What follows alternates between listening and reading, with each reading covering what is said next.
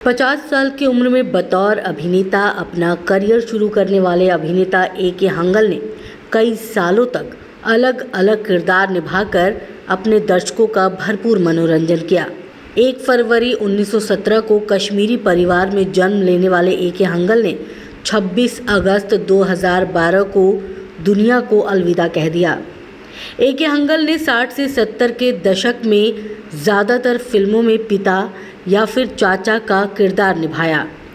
A K. Hangal ने अपने career में कई फिल्मों में काम किया, लेकिन आज भी लोग उन्हें शोले के रहीम चाचा के रूप में याद करते हैं। ए.के. हंगल ने इस किरदार को हमेशा के लिए अमर कर दिया। ए.के. हंगल ने अपना बचपन पेशावर से कराची में बिताया। हिंदुस्तान के बंटवारे के बाद वो मुंबई आ गए। ए.के. हंगल ने बचपन से ही अपनी ज़िंदगी में तमाम संघर्ष देखे। ए.के. हंगल ने अपनी पत्नी के निधन के बाद अपने बेटे की अकेले ही परवरिश की। फिल्मों के साथ साथ ए.के. हंगल को नाटक में भी अभिनय करने में सफलता प्राप्त हुई। ए.के. हंगल 18 साल के थे जब उन्होंने नाटकों में अभिनय करने की शुरुआत की थी। ये बात शायद बहुत ही कम लोग जानते हैं कि फिल्मों में आने से पहले ए.के. हंगल ने आज़ादी की लड़ाई लड़ी।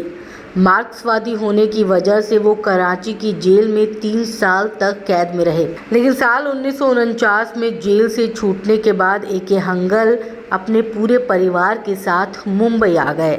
हमेशा से अभिनय का शौक रखने वाले ए.के. हंगल ने मुंबई आने के बाद बतौर अभिनेता काम करने के बारे में सोचा। ए.के. हंगल को संगीत से बहुत प्यार था, जिस कारण सन 1993 में मुंबई में होने वाले पाकिस्तानी डिप्लोमेटिक फंक्शन में उन्होंने हिस्सा लिया। ए.के. हंगल के हिस्सा लेने की वजह से शिवसेना प्रमुख बाला साहब ठाकरे ने ए.के. हंगल के वर्तमान और भविष्य दोनों ही फिल्मों पर रोक लगा दी थी। इस चीज़ का असर ए.के. हंगल के करियर पर भी पड़ा और 2 साल तक उन्हें कोई काम नहीं मिला। यहाँ तक कि निर्देशक निर्माता भी उन्हें अपनी फिल्म में लेने से खतराते थे। ए.के. हंगल ने 4 दशक से ज़्यादा के करियर में लगभग 225 फिल्मों में काम किया।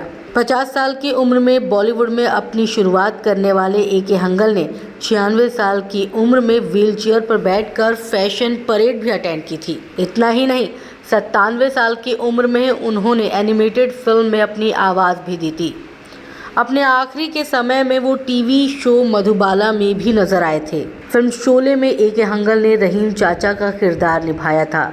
इस किरदार ने उन्हें घर घर में लोकप्रिय कर दिया। आज भी कई दफ़ा लोगों के मुंह से आप ये कहते हुए सुनते होंगे कि इतना सन्नाटा क्यों है भाई। इस डायलॉग को पहली बार ए.के. हंगल ने ही बोला था। उनका ये डायलॉग ही उनकी पहचान बन गया। इस फिल्म के अलावा भी ए.के. हंगल ने जिन भी फिल्मों में काम किया उसमें अपनी एक अलग पहचान छोड़ी।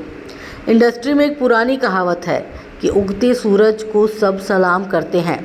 यहाँ लोग तभी तक आपको सिर आंखों पर बिठाते हैं जब तक आप सूरज बनकर चमकते हैं, लेकिन जैसे ही ये सूरज चमकना बंद होता है तो उसे अर्श से फर्श पर लाने में भी लोगों को देर नहीं लगती। ए.के. हंगल भी कुछ इसी तरह की पीड़ा का शिकार हुए। पद्म भूषण से सम्मानित अभिनेता ए.के. हंगल को अपने अंतिम दिनों में एक छोटे से कमरे में अपनी ज़िंदगी गुजारनी पड़ी।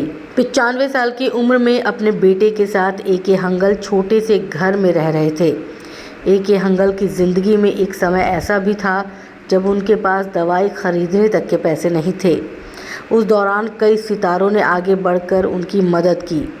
ए.के. हंगल एक बार अपने घर में ही बाथरूम से फिसल कर गिर गए, जिसके बाद उनकी जांघ की हड्डी टूट गई और पीठ में भी चोट आई। इसके बाद उन्हें अस्पताल ले जाया गया और इलाज किया गया, लेकिन उनकी हालत बद से बदतर होती चली गई और फिर हंगल साहब को लाइफ सपोर्ट सिस्टम पर रख दिया गया। धीरे धीरे उनके फेफड़ों ने भी काम करना बंद कर दिया और फिर एक दिन वो इस दुनिया को अलविदा कह गए।